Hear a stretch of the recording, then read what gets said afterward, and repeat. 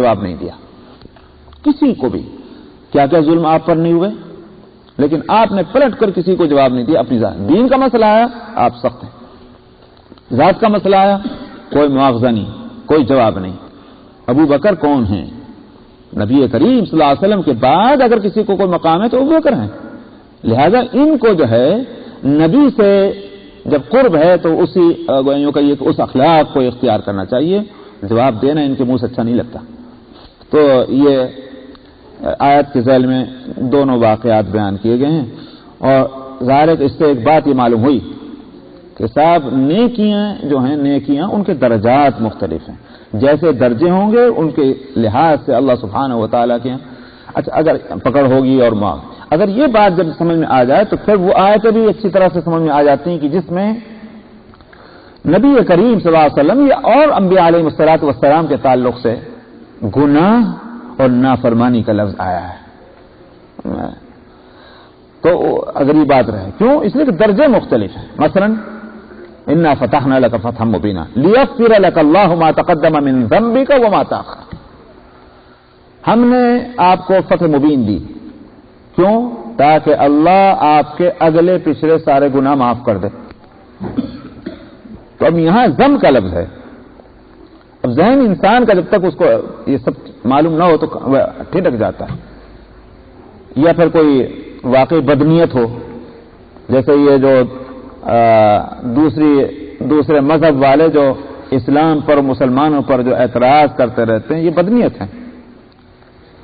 بے علم بھی ہوں گے مگر بدنیت ہی یقینی ہے کہ جو کہتے ہیں کہ ساتھ دیکھیے قرآن سے یہ ثابت ہے کہ محمد بھی گنہگار تھے صلی اللہ علیہ وسلم, قرآن سے یہ ثابت ہے کہ آدم بھی گنہگار تھے, فعصى آدم ربہ فغوى. لیکن عیسیٰ علیہ السلام ایک وہ نبی ہیں کہ جنہوں نے کوئی گناہ ان سے نہیں ہوا, تو لہذا وہی سب سے اچھے نبی ہیں. تو ظاہر بات ہے کہ یہ کوئی کہ علم نہ ہونے کی بات ہے, یہ بدنیت ہونے کی بات ہے.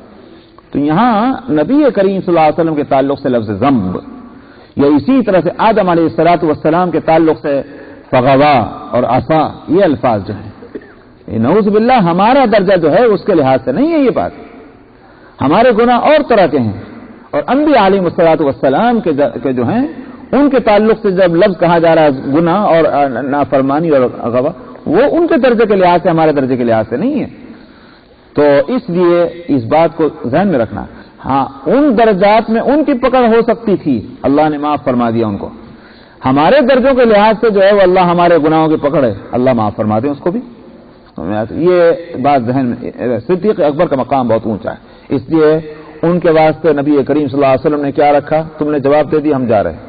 معلوم ہوا تمہیں جواب بھی نہیں دینا تھا, چاہے کتنی بھی گالیاں پڑ رہی سنتے رہو. اپنی ذات کا جو ہے مسئلہ, اس کا مطلب کیا ہوا, یہ جو تصوف کے اندر جو اصل مقصد ہے صوفیہ کے یہاں, اور بدقسمتی کہ آج وہ تصوف بھی ایک کاروبار بن گیا, ورنہ تصوف کا مقصد کیا تھا, اپنی انا کو کچل دو, فنا کر دو. جو فنا فی اللہ جو ہے یہ خالی لفظ ہی رہ گیا لیکن حقیقت کھو گئی. اس کے مطلب کیا ہے کہ میں کی جو حقیقت ہے یہ بالکل ختم, بس تو ہی تو ہے, پھر تو یہ ہونا چاہیے. تو اصل میں تصوف کا مقصد یہی تھا. حضرت شیخ عبد القدوس گنگوہی رحمۃ اللہ علیہ بڑے اولیاء اللہ میں ہیں, تو ان کے صاحبزادے تھے مولانا عبد النبی صاحب. تو عالم تھے بہرحال, لیکن جب شیخ کا انتقال ہو گیا تو ہوا یہ کہ ان کے جو خلیفہ, یہ جیسے ہوتا ہے صاحبزادوں کا جو حال ہوتا ہے, پیرزادوں کا صاحبزادوں کا, تو اب شیخ کے بھی صاحبزادے ویسے ہی ہیں. اچھا اس میں اس بات ہی میں وقت نہیں رہا, 1 منٹ ہے بتا دوں. اس میں بعض دفعہ ہوتا ہی ہے, بعض دفعہ واقعی ان پیروں اور استاذوں اور عالموں کی غفلت ہوتی ہے کہ اپنی اولاد کی فکر نہیں کرتے, محبت میں جو ہے ان کو بگاڑ دیتے ہیں. اور بعض دفعہ ایسا ہوتا ہے کہ واقعتاً وہ حضرات اپنے حال میں اتنے مگن ہوتے ہیں کہ وہ پھر جس کو ٹھیک ہونا ہو خود سے ہو جاؤ, سمجھا, وہ کسی کو ڈنڈے مار کے ٹھیک کرنے والے نہیں ہیں. تو بعض دفعہ ایسی صورت ہوتی ہے. بہرحال وہ اللہ جانے. شیخ عبد القدوس گنگوہی رحمۃ اللہ علیہ کے بارے میں یہ تصور کہ وہ اولاد کی تربیت سے غافل ہوں گے, یہ نہیں. تو یہی ہوگا کہ وہ اپنے حال میں مگن, اور وہ اس میں تو بہرحال شروع میں امام عبد النبی جو تھے وہ ایسے تھے، لیکن جب والد کا انتقال ہو گیا تو جو ان کے خلیفہ تھے، اب خیال ہوا کہ بھئی یہ تو اپنے گھر کی دولت دوسرے لے کے اڑ گئے، ہم کورے رہ گئے، یہ ہوئی خیال، تو اب کیا کریں؟ تو اپنے والد کے خلیفہ جو تھے ان کی خدمت میں حاضر ہوئے۔ جب وہاں پہنچے تو اب شیخ زادے آئے ہیں، پیر زادے ہیں، تو انہوں نے خوب خاطر مدارات کی ان کے پاس، تو پیر زادے ہمارے گھر پہ آئے ہیں، خوب جب خاطریں ہو گئیں تب اس کے بعد تیسرے چوتھے دن انہوں نے پوچھا صاحبزادے سے کہ حضرت آپ ہمارے یہاں تشریف لائے ہیں، بڑی ہمارے لیے سعادت کی بات ہے، خوشی کی بات ہے، لیکن تشریف لانے کا کوئی مقصد اگر ہو تو وہی معلوم ہو جائے کہ تاکہ کوئی کام کرنا ہے تو میں وہ کر سکوں۔ اب انہوں نے کہا کہ حضرت میں تو بیعت ہونے کے واسطے آیا ہوں۔ ارے صاحب آپ کے یہاں کی گھر کی دولت ہے، مجھ سے لے کے کیا لیں گے؟ مجھے جو ملا آپ سے ملا۔ انہوں نے کہا جو ملا وہ صحیح ہے، لیکن اب وہ آپ لے گئے، اب آپ ہی کے پاس، اس لیے میں آیا ہوں۔ انہوں نے بہت ٹلایا، لیکن وہ چونکہ ارادہ پکا لے کر آئے تھے تو اب شیخ نے سمجھ لیا کہ یہ واقعی اس راستے پر آ گئے ہیں، تو جب اچھی طرح دیکھ لیا تو انہوں نے کہا کہ اچھی بات ہے، تیار ہیں؟ انہوں نے کہا بالکل میں تیار ہوں، دیکھو یہ راستہ بڑا کٹھن ہے۔ انہوں نے کہا میں تیار ہوں۔ بیعت کرنے کی، اب بیعت کرنے کے بعد انہوں نے ان کی کسائی شروع کی، وہ سب ختم ہو لیا، اب نہ پیر زادے ہیں نہ شیخ زادے ہیں، اب تو مرید ہیں۔ اب یہ کہ شاید مسجد میں جا کر لوگوں کے جوتے سیدھے کریں، وہ بھی کام ہو رہا ہے، سمجھ آیا صاحب؟ اب جو ہیں وہ کام کریں، وہ کام، یہاں تک کہ ایک روز کیا ہوا کہ شیخ شکار کو جانے لگے۔ اب ان کو جو ہے روزانہ کھانا بھی ان کا کم کر دیا گیا، کیونکہ وہ جو ہے نفس کو مارنا ہے، سمجھ آیا؟ پیٹ بھرے کے ساتھ تھوڑی نفس مرتا ہے، تو کھانا تھوڑا ہو گیا، اب دبلے ہو گئے، کمزور ہو گئے، کیونکہ بدن جب کمزور ہوتا ہے تو روح غالب طاقتور ہوتی ہے، یہ ہے صوفیہ کا سمے تصور۔ چنانچہ اب جا رہے تھے شکار کو، تو اب وہ پیر زادہ جو اس وقت مرید ہیں وہ بھی ساتھ ہیں، ان کو کہا گیا کہ کتے جو ہیں شکار کے کتے وہ تم سنبھالو۔ اب انہوں نے سنبھالے، اب کتے ہیں طاقتور، بھاگے جا رہے، یہ حضرت رہ گئے بالکل کمزور، وہ گھسٹتے ہوئے جا رہے ہیں، کتے بھاگے جا رہے ہیں، یہاں تک کہ ان کا جو ہے ان کو تکلیف کافی ہوئی، مگر اس تکنیس جو کہ پیر کا حکم ہے۔ تو رات کو آخر میں ان کو شیخ کو زیارت ہوئی اپنے شیخ کی، پھر جس سے محسوس ہوا کہ اب جو ہے بات ہو چکی جو ہونا تھا، صبح کو اٹھ کر ان کو خلافت دے دی۔ تو یہ جو انا کا مارنا ہے نفس کا، یہ ہے اصل تصوف۔ آج وہ ساری چیزیں ختم ہو گئی، بلکہ ایسا نظر آتا ہے کہ جتنے تصوف کا نام لینے والے ہیں وہ زیادہ ہی انا میں مبتلا۔ تو یہ انا جو ہے یہ دراصل صدیق اکبر، عمر بن الخطاب، یہ حضرات وہ ہیں کہ جن کی زندگیوں کو دیکھنے سے محسوس ہوتا ہے کہ انا نام کی کوئی چیز وہاں نہیں تھی، اور جو ہے بس دین کے واسطے ہے، اس لیے واقعتاً ان کے درجے بہت اونچے ہیں۔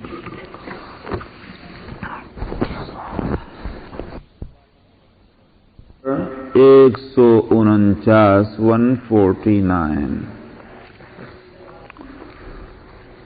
اعوذ باللہ من الشیطان الرجیم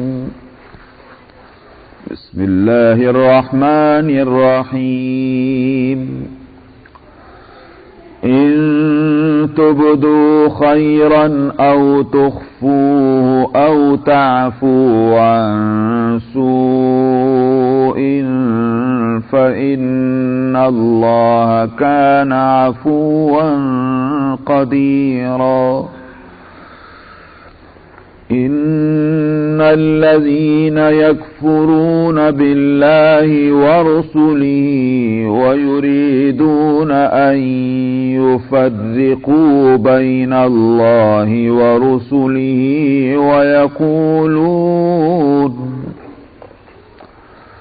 ويقولون نؤمن ببعض ونكفر ببعض ويريدون أن يتخذوا بين ذلك سبيلا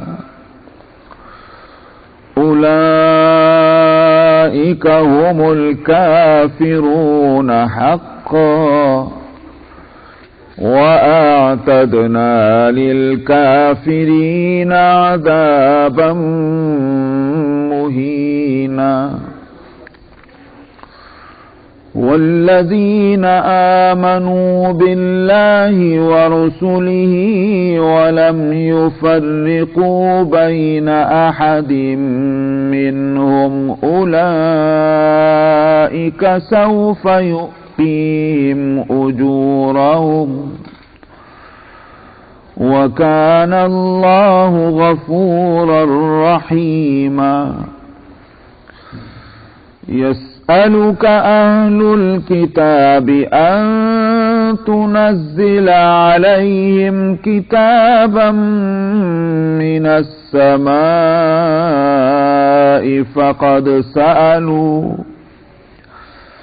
فقد سألوا موسى أكبر من ذلك فقالوا أرنا الله جارة فأخذتهم الصاعقة بظلمهم ثم اتخذوا العجل من بعد ما جاءتهم البينات فعفونا عن ذلك وآتينا موسى سلطانا مبينا. ورفعنا فوقهم الطور بميثاقهم وقلنا لهم ادخلوا الباب سجدا وقلنا لهم لا تعدوا في السبت وأخذنا منهم ميثاقا غليظا. فبما نقضهم ميثاقهم وكفرهم بآيات الله وقتلهم الأنبياء بغير حق وقولهم قلوبنا غلف بل طبع الله عليها بكفرهم فلا يؤمنون إلا قليلا. وبكفرهم وقولهم على مريم بهتانا عظيما وقولهم إنا قتلنا المسيح عيسى ابن مريم رسول الله وما قتلوه وما صلبوه ولكن شبه لهم وإن الذين اختلفوا فيه لفي شك منه ما لهم به من علم إلا اتباع الظن وما قتلوه يقينا بل رفعه الله إليه وكان الله عزيزا حكيما. وإن من أهل الكتاب إلا ليؤمنن به قبل موته ويوم القيامة يكون عليهم شهيدا. صدق الله العظيم.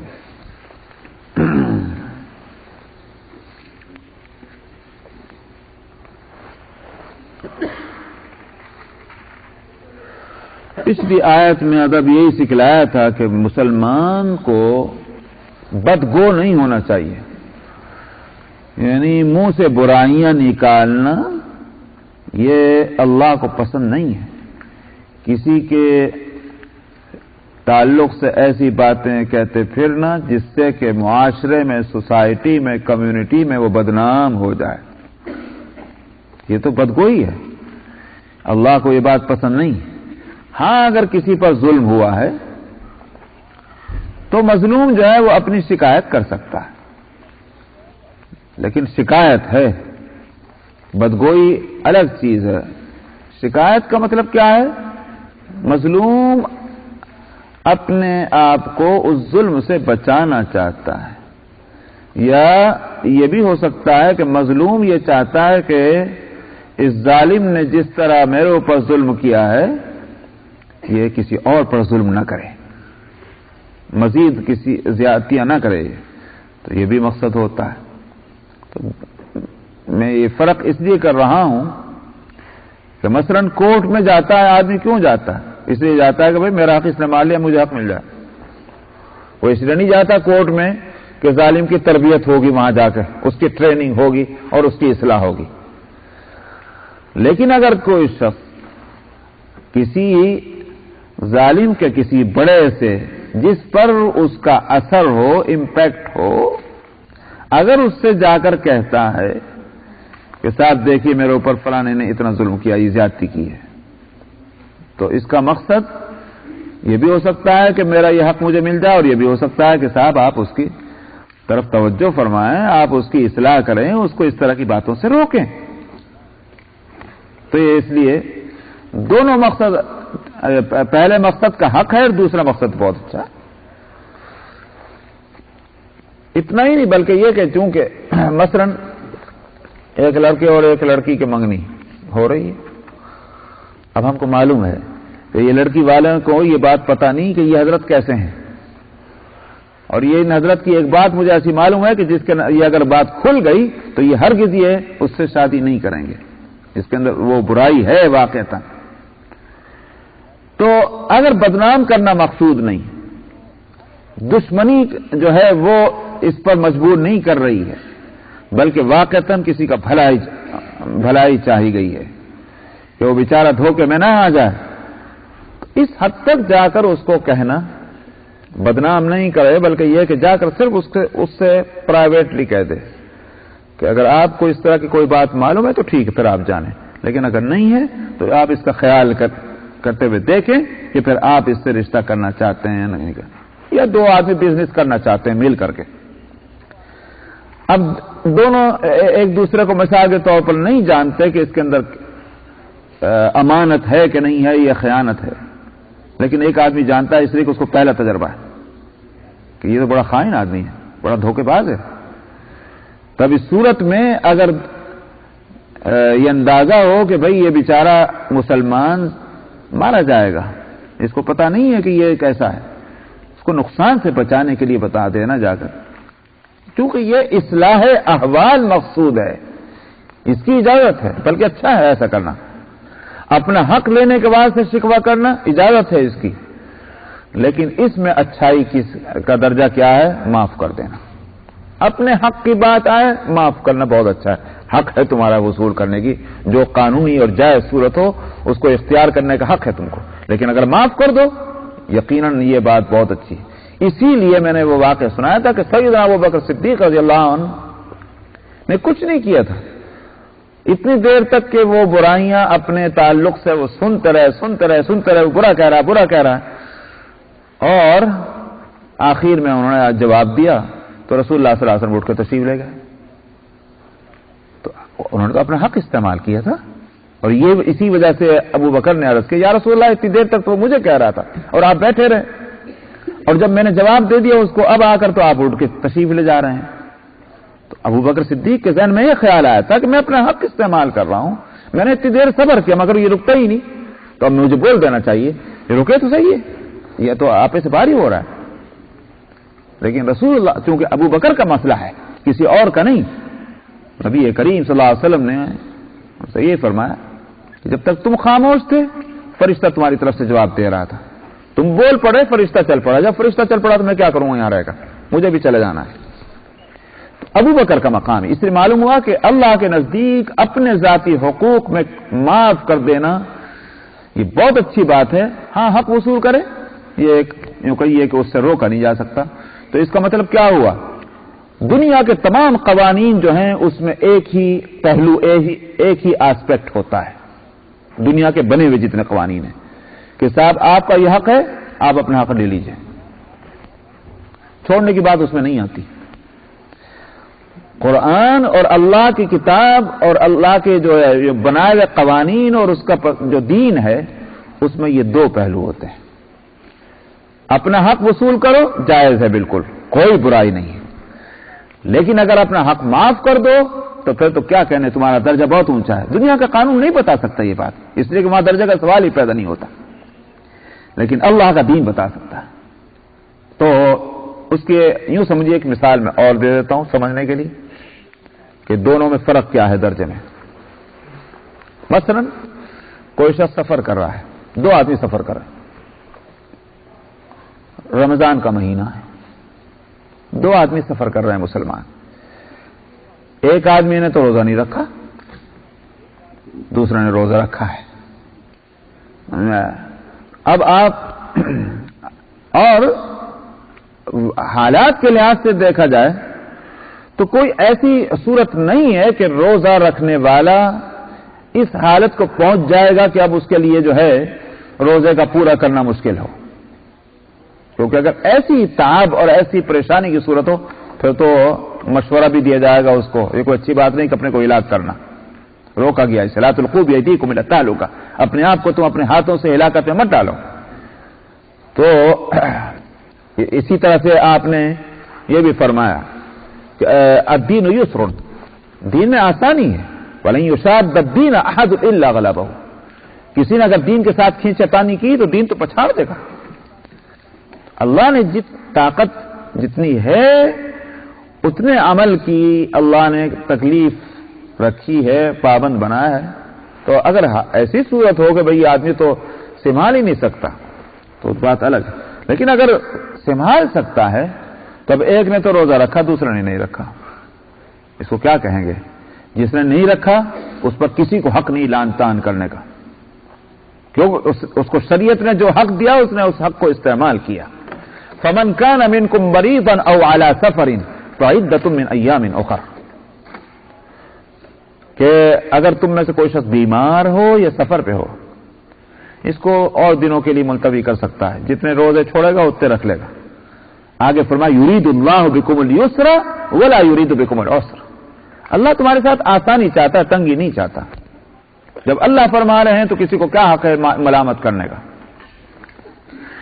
لیکن اگر کوئی شخص سفر میں یا بیماری میں بھی روزہ رکھنا چاہتا ہے اس کو بھی لان تان کرنے کا کسی کو حق نہیں، بلکہ اچھا کر رہا ہے.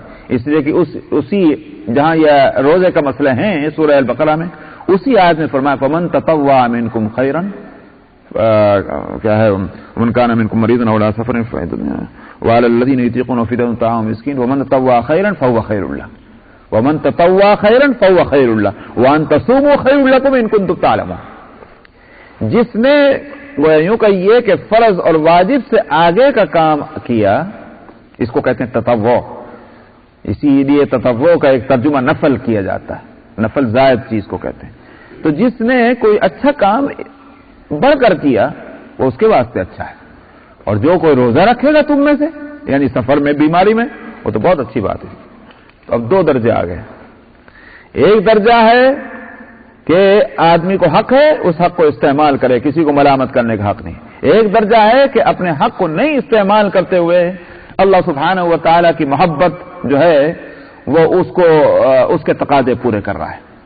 تو یہ قانون خداوندی کے اندر ہر عمل میں دو درجے ہیں. اسی دوسرے درجے کو شریعت میں اور حدیث میں اور قرآن میں احسان کے لفظ سے تعبیر کیا. احسان فی الدین یہی ہے کہ ادنا درجہ چھوڑ کر کے اعلیٰ درجہ، بشرطے کہ اس میں طاقت ہے. اگر طاقت نہ ہو تو پھر اس سے روکا جائے گا. جیسے حدیث میں آتا ہے کہ دو تین نوجوان صحابی نبی کریم صلی اللہ علیہ وسلم کی دولت قدے پر حاضر ہوئے اور ازواج مطہرات میں سے پوچھا ام المومنین رسول اللہ صلی اللہ علیہ وسلم کے گھر کے اندر کے عمل کیا ہوتے ہیں رات کے؟ دن کو تو ہمارے سامنے ہوتے ہیں، رات نہیں ہم کو پتا کیسی گزرتی ہے آپ کی. ذرا ہم کو بتائیے کہ رات میں آپ کس طرح گزارتے ہیں. تو ام المومنین نے فرما دیا کہ رسول اللہ صلی اللہ علیہ وسلم آرام بھی فرماتے ہیں، سوتے بھی ہیں، جاگتے بھی ہیں، اور جاگتے ہیں تو نماز بھی پڑھتے ہیں، سارے کام. تو ان پوچھنے والوں کو ایسا لگا کہ جو امید لے کر گئے تھے یہ اس سے کم درجے کی بات معلوم ہوئی ہے. امید کیا لے کر گئے تھے کہ رسول اللہ تو جس طرح دن بھر مشغول رہتے ہیں دین کے کاموں میں، رات بھر بھی مشغول رہتے ہوں گے دین کے کام میں، نہ یہ سوتے ہوں گے نہ آرام کرتے ہوں گے، یہ تو بس اللہ ہی اللہ ہوتی ہوگی. یہ خیال لے کر گئے تھے. جب ان کو یہ بات معلوم ہوئی تو حدیث میں یہی آتا ہے کہ یہ ان کو تھوڑا ہلکا لگی بات، لیکن طلب حق تھی، سچی طلب تھی. تو وہاں سے ہٹ کر ایک دوسرے سے بات کرنے لگے. اجی وہ تو رسول اللہ ہیں، وہ بخشے بخشا ہیں، ہم کیا بخشے بخشا ہیں؟ اس واسطے ہم کیوں اس بات کو دیکھیں، ہمیں تو محنت کرنی ہے. لہذا ایک نے کہا کہ صاحب میں ہمیشہ روزے رکھوں گا، چھوڑنے کا نہیں، روزے اللہ میاں کو بہت پسند ہے، میں نہیں چھوڑتا روزے. دوسرے نے کہا کہ میں رات کو سوؤں گا نہیں، ساری رات عبادت کروں گا، جاگتا رہوں گا. تیسرے نے کہا میں شادی نہیں کرنے کا، نہ شادی کروں گا، نہ بیوی ہوگی، نہ بچے ہوں گے، دنیا کے سارے دھندوں سے میں میرا چھٹکارا، بس میں اللہ کے واسطے اپنی زندگی کو وقف کر دیتا ہوں. تو نبی کریم صلی اللہ علیہ وسلم کو اس کا علم ہو گیا، بتایا گیا. تو آپ نے پوچھا تمہاری کیا حالت ہے؟ کسی نے کہا یا رسول اللہ بس میں تو روز روزے رکھتا ہوں، کیونکہ وہ تو چہرے پہ آ گیا. بھائی روز روزے رکھے گا تو کہاں سے طاقتور بنے گا، کمزوری آنے لگی. تو عرض کیا یا رسول اللہ میں روز روزے رکھتا ہوں. دوسرے نے پوچھا تمہاری کیا حالت ہے؟ یا رسول اللہ میں رات بھر سوتا ہی نہیں، بس عبادت ہی کرتا ہوں. آپ نے فرمایا کہ انا عالمکم باللہ واتقاکم باللہ، میں تم میں سب سے زیادہ اللہ کے احوال سے واقف اور اس کی شانوں سے کا علم رکھنے والا اور اس کا تقوی سب سے زیادہ کرنے والا ہوں، مگر میں سوتا بھی ہوں، میں جاگتا بھی ہوں، میں کھاتا بھی ہوں، روزہ بھی رکھتا ہوں، میں نکاح شادی بھی ہے اور میرے بچے بھی ہیں. مطلب کیا ہوا؟ یہ بات جو ہے اگر تقوی کے خلاف ہوتی یا اعلی مرتبے کے خلاف ہوتی تو میں کرتا، اس لیے تم کیوں کر رہے ہو؟ تو بات وہی تھی کہ اصل میں اس نے اثر کیا کیا کہ کمزور ہونے لگے. تو اس کا انجام کیا ہوگا کہ آج ان نفلی اعمال کی وجہ سے، یہی ہے حکمت دین کی، نفلی اعمال میں اتنی کثرت ہونا کہ جس کی وجہ سے کیا ہو کہ جب تک کہ طاقت ہے تو کیے چلے جا رہے تھے، اس کے بعد جب کمزور ہوئے تو معلوم اب فرض بھی ابدا نہیں ہو رہا. تو یہ نیکی ملی کہ اس نیکی کے کوئی اس طرح سے کیا کہ برائی ہاتھ کو آ گئی، اس لیے روکا گیا اس سے. تو اسی طرح سے ایک اور صحابی ہیں نبی کریم صلی اللہ علیہ وسلم سے، غالباً عبداللہ بن عمرو بن العاص ہیں، کہ آپ سے عرض کیا یا رسول اللہ مجھے روز روزہ رکھنے کی اجازت؟ آپ نے فرمایا نہیں. عرض کیا یا رسول اللہ مجھ میں طاقت ہے؟ فرمایا نہیں. تو عرض کیا یا رسول اللہ مجھے مہینے میں ایک دن چھوڑنے کی اجازت دے دیجیے، باقی دن روزہ رکھوں گا. فرمایا بالکل نہیں. آخر کہیں پر آئے کہ ایک دن روزہ اور ایک دن افطار. یہ رمضان کی بات نہیں کر رہا ہوں، رمضان کے علاوہ اور دنوں کی. تو آپ نے فرمایا کہ یہ ٹھیک ہے اور یہی صوم داؤدی ہے. داؤد علیہ السلام ایک دن روزہ رکھتے تھے اور ایک دن چھوڑتے تھے. عبداللہ بن عمرو بن العاص نے اس پر عمل تو کیا اخیر تک جب تک جیتے رہے، لیکن بڑھاپا جب آ گیا تو اس وقت کہا کرتے تھے کہ رسول اللہ صلی اللہ علیہ وسلم نے صحیح فرمایا تھا، بات میں کاش میں مان لیتا اس وقت. کیا اب جب بڑھاپا آ گیا تو اب اس کا نبھانا بڑا مشکل لگ رہا ہے، مگر چونکہ میں آپ سے بات کر چکا تھا اس لیے کرنا تو ہے مجھے، مگر مشکل معلوم ہو رہا ہے کہ ایک دن روزہ رکھو اور ایک دن افطار کرو. دین کی یہ حکمت ہے.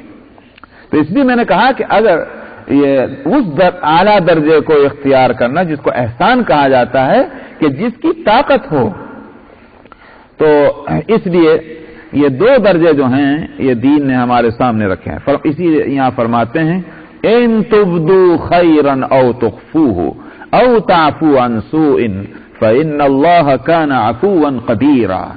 फिर किसी भलाई को तुम जाहिर करो या छुपाओ और या माफ कर दो किसी बुराई को, तो अल्लाह सुब्हानहू व तआला तो फिर माफ फरमाने वाले हैं, उसकी शान तो यही है।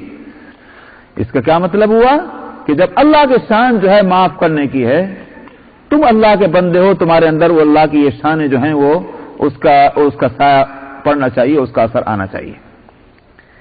इसीलिए हदीस में फरमाया तखल्लकू बि अखलाकिल्लाह, अल्लाह के जो अखलाक हैं, जो उसके एट्रीब्यूट्स हैं, जो उसकी खूबियां हैं, अपने अंदर उन खूबियों को पैदा करने की कोशिश करो। मसलन अल्लाह की खूबी जो है वो जुल्म करने की थोड़ी है, फजल करने की है, मेहरबानी करने की है, तुम भी मेहरबानी करो।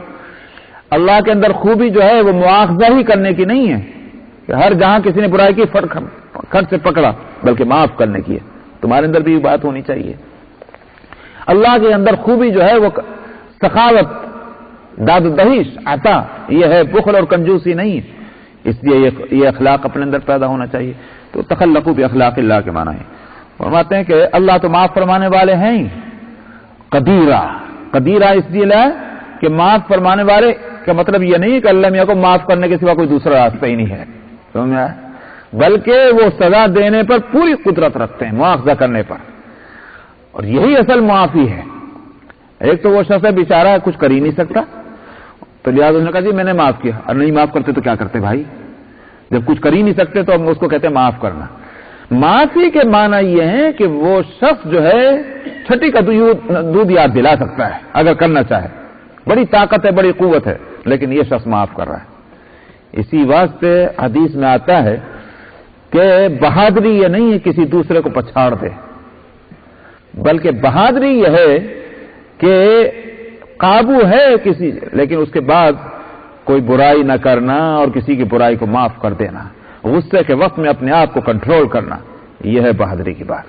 गुस्सा आ रहा है लेकिन कंट्रोल में किए हुए अपने आप को, यह बड़ी बहादुरी की बात। इन्नल्लज़ीना यकफुरून बिल्लाहि व रसूलिही व युरीदून अन युफर्रिकू बैनल्लाहि व रसूलिही, जो लोग अल्लाह के साथ कुफ्र करते हैं और उसके रसूलों के साथ, उनका रसूलों का इंकार करते हैं, और वो चाहते हैं कि अल्लाह और उसके रसूलों के दरमियान तफरीक कर दें, और वो यूं कहते हैं कि हमने कुछ पर तो हम ईमान लाए, कुछ को नहीं मानते। वयुरीदून अन यत्तखिज़ू बैन ज़ालिका सबीला, और वो इसके दरमियान का रास्ता तजवीज़ करना चाहते हैं। उलाइका हुमुल काफिरून हक्का, ये बिल्कुल सही बात यह कि ये काफिर है। क्या मतलब है? मतलब यह है कि कोई शख्स ये न समझ बैठे कि साहब अल्लाह ही को मानना मकसद है ना, वे रसूल कहें के वास्ते आए थे, इस वास्ते आए थे कि अल्लाह को एक मान लो, तो ठीक है, मकसद क्या है? अल्लाह को एक मानना। अब इसके वास्ते रसूल को मानने की कोई जरूरत नहीं, हम तो अल्लाह को एक मानते हैं, लिहाजा हम बख्श गए। या कोई शख्स कहने लगे कि साहब हम सारे नबियों को मानते हैं, अगर एक को नहीं माने तो क्या गजब आ जाएगा? लिहाजा हम एक नबी के न मानने की वजह से सारे नबियों का मानना, अल्लाह का मानना, जन्नत को मानना, जहन्नम को मानना, सारी नेकियां करना सब खत्म हो जाएगा सिर्फ इसलिए कि एक रसूल को नहीं मानते। कहां की अकल की बात करते हो? इस आयत ने उसी को खोला है। जो बीच का रास्ता निकालना चाहते हैं ये काफिर हैं। रसूलों को मानना, सारे रसूलों को मानना, क्यों एक को नहीं मानते? जब वो अल्लाह का रसूल है तो उसको मानो। अगर तुम उसको नहीं मानते इसका मतलब यह है कि तुम दूसरों को भी मान रहे हो, इसलिए नहीं मान रहे हो कि वो अल्लाह के रसूल हैं, किसी और वजह से मान रहे होंगे। अगर अल्लाह का रसूल होने की वजह से मानते तो फिर हर एक को मानते, जो भी अल्लाह का रसूल है। नहीं मानने की वजह क्या है? और अल्लाह पर ईमान भी मोतबर उसी हालत में होगा कि जब अल्लाह के रसूलों को माना जाएगा, क्योंकि अल्लाह मियां फरमाते हैं कि मैंने रसूल भेजा, कहते हैं हम आपको तो मानते हैं, आपके रसूल को नहीं मानते। ये क्या मानना हुआ अल्लाह मियां का? अल्लाह का मानना है ही नहीं है।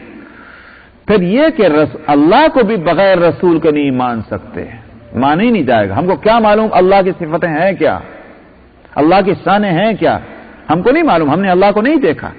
जब हमने खुद नहीं देखा तो देखने वाला या कुछ जिसके पास इल्म है वो बताए तो हम माने।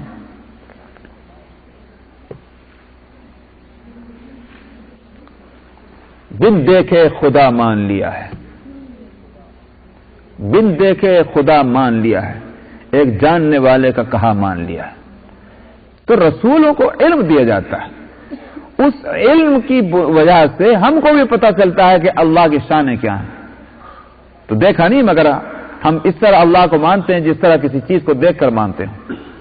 ہمیں معلوم ہے کہ اس وقت دن نکل رہا ہے، کیوں؟ اس لیے کہ ہم نے دیکھا ہے، اس میں کوئی شبہ نہیں۔ ٹھیک اسی طرح سے اللہ کا ماننا بھی اسی طرح آنکھوں سے نہیں دیکھا، مگر اللہ کے اوپر یقین اتنا ہی ہے کہ جیسے آنکھ سے دیکھے سے ہوتا ہے، یہی ایمان ہے۔ تو اس واسطے رسولوں کا ماننا اور اللہ کا ماننا، ان دونوں میں کوئی فرق نہیں کیا جا سکتا۔ بیچ کا راستہ کوئی نکالے گا اس کو فرماتے ہیں کہ ہم الکافرون حقا، یہ بجا طور پر کافر ہیں۔ وَأَعْتَدْنَا لِلْكَافِرِينَ عَذَابًا مُهِينًا، اور ہم نے کافروں کے واسطے ذلیل کرنے والا عذاب رکھا ہے۔ نہیں ماننے کی وجہ اکڑفوں ہے، کسی کے سامنے جھکنا نہیں چاہتے، اس واسطے یہ انکار کر رہے ہیں۔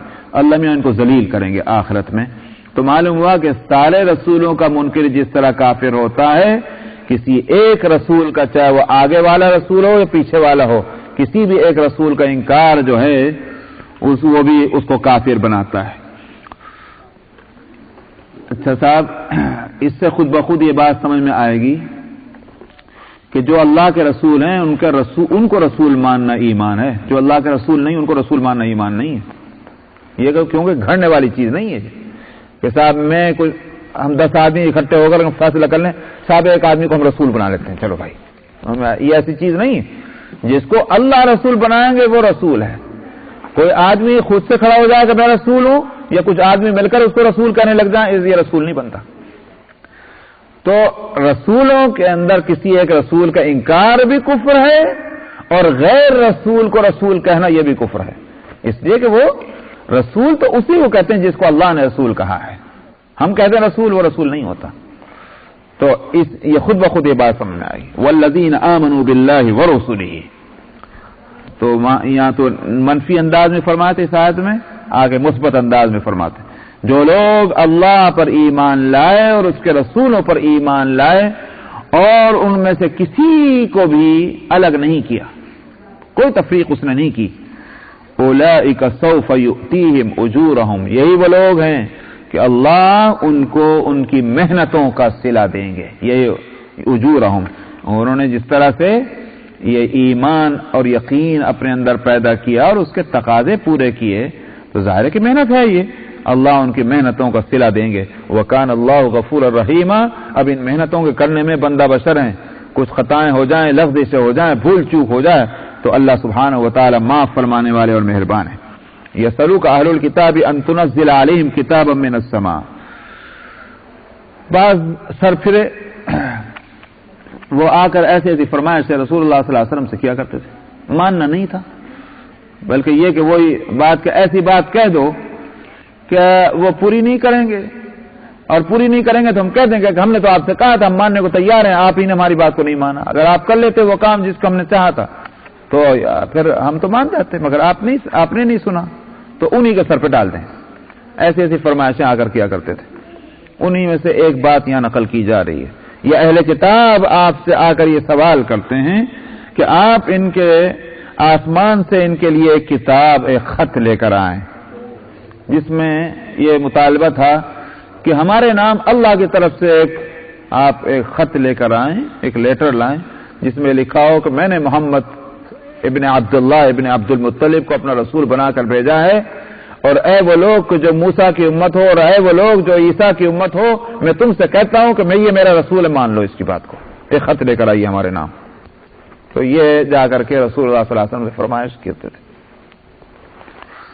یہاں فرماتے ہیں کہ فقد سألوا موسیٰ اکبر من ذلک، اب اس طرح کی فرمائشوں سے نبی کریم صلی اللہ علیہ وسلم کو تکلیف ہوتی تھی، کیسی نامعقول باتیں کر رہے ہیں، یہ ماننا نہیں چاہ رہے، تو مان لیتے تو یہ اچھی بات ہوگی، بات کرنی ہے معقول بات کرو، یہ بچوں کی سی بات ہے، کیا کر رہے ہیں، آپ کو تکلیف ہوتی تھی۔ تو یہاں اللہ تعالیٰ فرماتے ہیں، آپ کہیں کو اپنے آپ کو تکلیف میں ڈالتے ہیں، یہ ناہنجار جو ہیں یہ تو اس سے پہلے موسیٰ علیہ السلام سے اس سے بھی بڑی بات کا سوال کر چکے ہیں، مطلب یہ کہ اسی رستے پہ چلے آ رہے ہیں جو ان کے باپ دادا جس رستے پہ تھے۔ موسیٰ علیہ السلام سے بھی بہنگم قسم کی فرمائش کی تھی، وہ کیا؟ فقالوا، انہوں نے یہ سوال کر چکے ہیں موسیٰ علیہ السلام سے اس سے بھی زیادہ بڑی بات کی۔ کیا سوال تھا؟ فقالوا ارنا اللہ جہرۃ، انہوں نے کہا تھا کہ ہم کو اللہ کو علی الاعلان دکھا دیجئے، کہ ہم اپنی آنکھوں سے اللہ کو دیکھ لیں، یہ علی الاعلان دیکھ لیں جہرۃ۔ یہاں یہ سوال نہ ہو کہ انہوں نے کب موسیٰ علیہ السلام سے پوچھا تھا، یہ تو تھے ہی نہیں اس وقت۔ موسیٰ علیہ السلام تو 1000 سال پہلے، بلکہ 2000 سال پہلے تشریف لائے تھے۔ اس واسطے ان کے بارے میں کیسے کہا جا رہا کہ انہوں نے سوال کیا تھا؟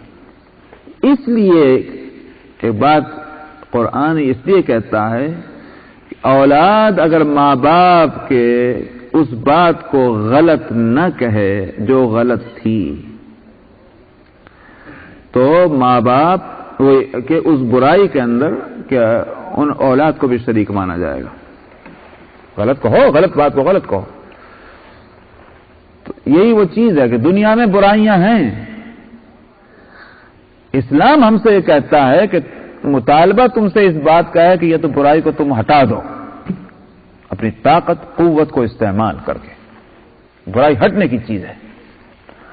اگر تم یہ نہیں کر سکتے زبان سے تو کہو کہ یہ برائی ہے۔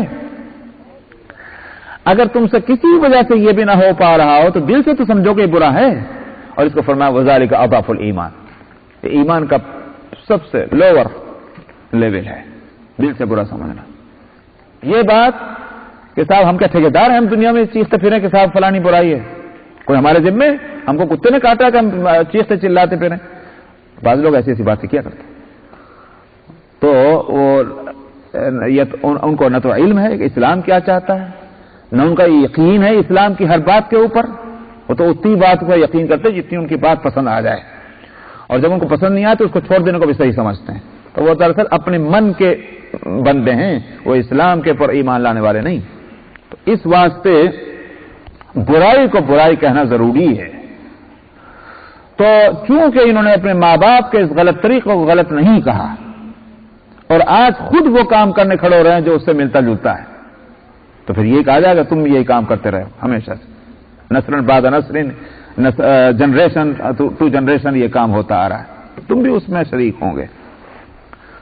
تو فرماتے ہیں کہ یہ کیا انہوں نے کہا کہ ارنا اللہ جہرۃ، ہمیں اللہ دکھلا دیں علی الاعلان، فاخذتهم الصاعقۃ بظلمهم، تو پھر ان کے ظلم اور زیادتی کی وجہ سے الصاعقہ نے کہ ایک بہنگ، ایک آواز جو ناقابل برداشت ہو،